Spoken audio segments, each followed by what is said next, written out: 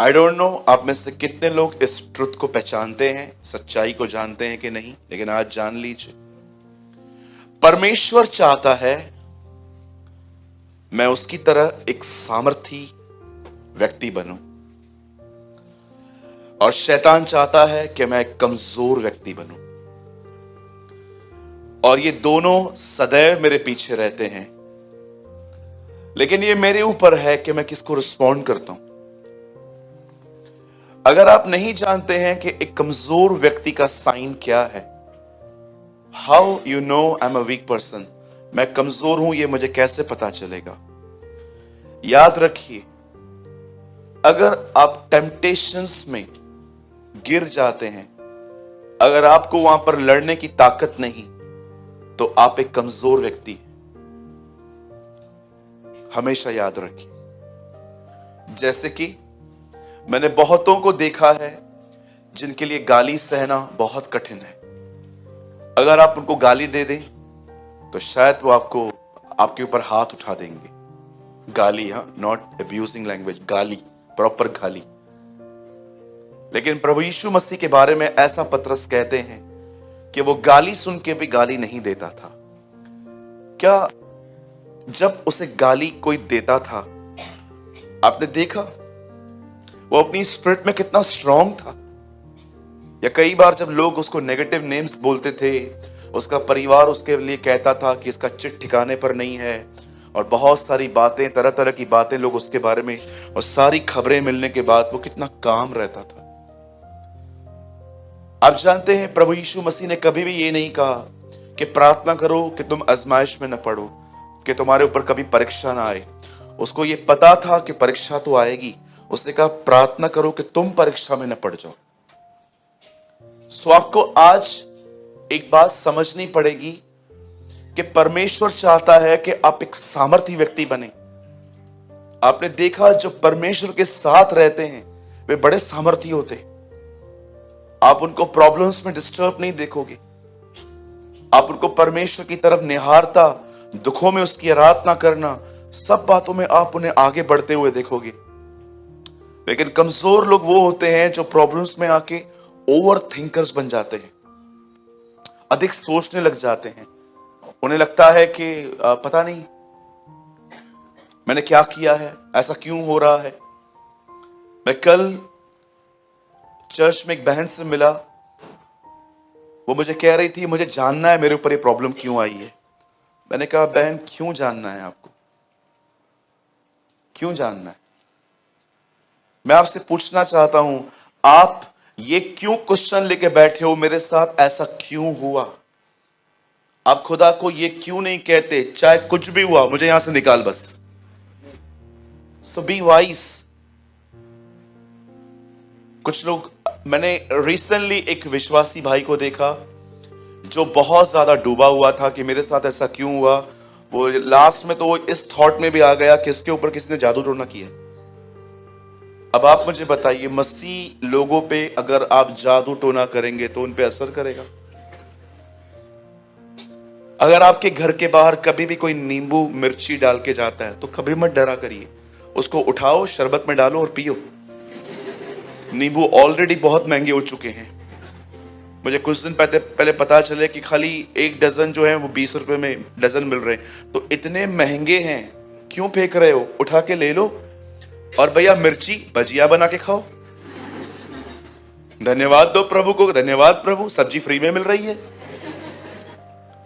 अगर आपके सामने कोई नींबू मिर्ची कोई फेंक के जाता है, खुदा का शुक्र करो, धन्यवाद करो कि आपके पास खाना फ्री में आ रहा है। लोग खरीद के लेके आते हैं, आपके पास लोग देके जाते हैं, और कितने अच्छे हैं, उन्होंने पढ़ के दिए हैं आपको, मतलब स्पेशल मिर्ची, स्पेशल नींबू है ये सब। कोई चीज, मैं हमेशा कहता हूं लोगों से कि क्यों हम पर जादू टोना असर नहीं करता? रीजन क्या है? अगर कोई व्यक्ति मेरे नाम को लेके मेरे बारे में कुछ पढ़ रहा है, और लेकिन मुझे कुछ नहीं हो रहा, क्यों? हमेशा याद रखिए, जब दाऊद गोलायत को देखता है और जब वो उसे लड़ने चाहता है, तो दाऊद अपनी दुआ और अपने अध्ययन के तौर पे, उसके आधार पे, उस पे खड़े होके नहीं गया था, वो परमेश्वर की वाचाओं के भागी के होके गया था। जानते हो वो गोलियत को जब देखता है तो क्या कहता है? वो कहता है, अरे ये खतना रहित फिलिस्तीनी ये हमें मारेगा। इब्राहिम के खानदान के हर लड़के का खतना होता था, और जैसे उनका खतना होता था वो वाचा के भागी हो जाते थे। और एक्चुअली दाऊद ये कहता है, ये हमसे लड़ने आए। आपको पता है दाऊद ने क्या देखा कि वो इतना बोल्ड हुआ? दाऊद जानता था इसे बचाने के लिए कोई नहीं आएगा, कोई नहीं आ सकता इसे बचाने, क्योंकि इसकी तरफ वाचा नहीं है। और यीशु ने रोटी ली और दाखरस ली और कहा, ये मेरी नई वाचा का लहू है। अरे कौन हम पे जादू टोना करेगा? और करेगा भी तो क्या होगा? उसके वाचाओं के भागी लोग हैं हम।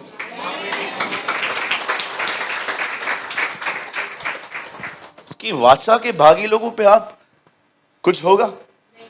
सो कभी भी आपके घर के बाहर नींबू मिर्ची, या कभी कभी वो गुड़िया होती है ना काली वाली, वो डाल के जाते हैं। मुझे एक बहन ने कहा, भैया मेरे सामने गुड़िया डाल के गए। मैंने कहा अपने बच्चे को दे तो खेले, कुछ नहीं होगा। ऑलरेडी टॉयज बहुत महंगे हो चुके हैं आजकल।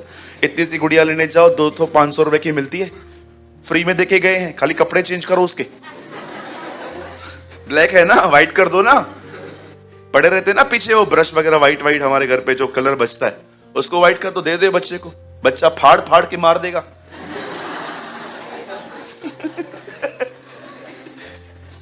या कई लोग कहते हैं, ब्रदर क्या हम पे नजर लग सकती है?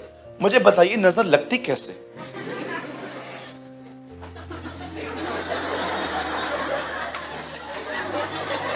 नजर लगती कैसे मुझे बताइए। मैंने देखा क्रिश्चियन स्टोन्स पहनते हैं आजकल, मैंने मसीह लोगों को स्टोन्स पहनते देखे। स्टोन्स पहनते हैं आप लोग? आप मसीह हैं? मुझे एक भाई ने कहा था स्टोन्स पहनो सब ठीक हो जाएगा, क्योंकि सब बिगड़ा हुआ था उन दिनों में। बोला स्टोन्स पहन, तो मैंने बोला क्यों? बोला ये सब तेरे पीछे पड़े। मैंने कहा चल ठीक पीछे पड़े हैं, चल मैं मानता हूं, एक बात तो बता, मैंने इनका बिगाड़ा क्या? बोला वो नहीं पता है। बहुत सारे जो लोग हैं ना वो अंगूठियां पहनते हैं, अपने बच्चों को यहां टीका लगाते हैं। क्यों? मैं भी लगाऊं कल से टीका? घर से निकलूं टीका लगाऊं और ऐसे घूमूं? नजर लगती है। लास्ट संडे की बात है, कोई मुझसे मिलने आया अपने बच्चे को लेके, मेरे बच्चे के लिए दुआ कर दो। मैंने कहा बहन आप कब से प्रभु में हैं? भैया 2 साल हुए हैं। बैप्टिज्म भी हो गया आपका? हाँ भैया मेरा 6 महीने में हो गया था। अच्छा क्या हुआ आपके बच्चे को? भैया मेरे बच्चे को नजर लग रही है। किसकी लगी? मैं सोच रहा था प्रभु ये किस चर्च के हैं लोग हैं, ये कहां के वासी हैं? ये भारत देश के वासी है? ये अभी भी बिलीव करते हैं नजर लगती है, टीका लगाओ, ये वो।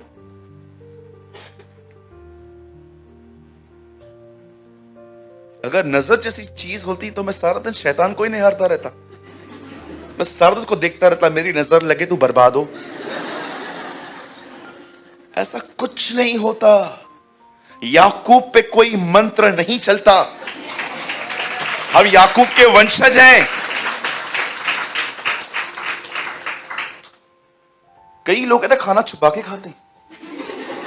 ओ मैं सच्ची बोलता हूं, मैंने देखा है कुछ लोगों को ऑफिस में बैठे रहेंगे ना, एकदम जहां पर डेस्कटॉप पड़ी रहेगी ना, अंदर बैठ के खाना खाएंगे। क्यों भाई क्यों देख रहा है? मेरे खाने को नजर न लगे। हाँ जैसे तू मटन लेके आया है वही तेरी मां सड़ी हुई भिंडियां बना के देती है और नजर लगेगी। नजर लगती है खाने पे। कलाम पाक कहता है भोजन प्रार्थना के द्वारा शुद्ध होता है, इसीलिए हम मसीह लोग खाने से पहले दुआ करते हैं। बहुत सारी और भी बातें। शनिवार को कुछ लोग एक्स्ट्रा डरे हुए रहते,